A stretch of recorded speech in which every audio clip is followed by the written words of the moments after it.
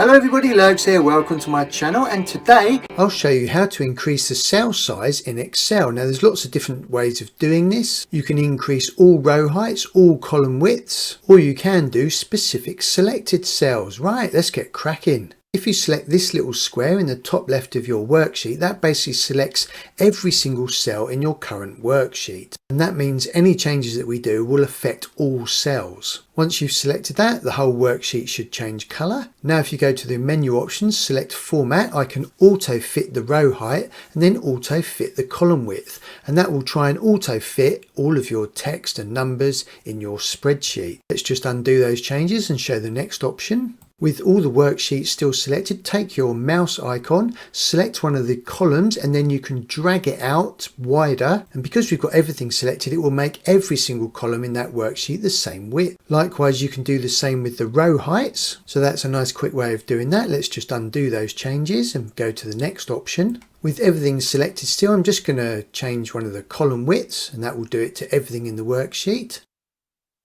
Now I'm going to deselect the worksheet by just selecting one of the individual cells. Now if you change any column widths or row heights, it will only do it on that individual column or the individual row that you're selecting. Again, just use your mouse and select the individual row, and then you can just drag it up and down.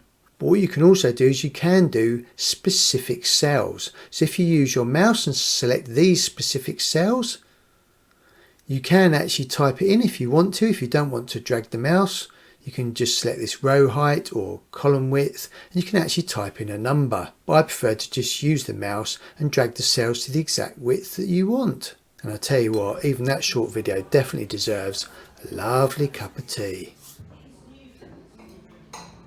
Whilst I watch the sunset on my life, there are some other useful videos on Excel and Word around the edges of the screen.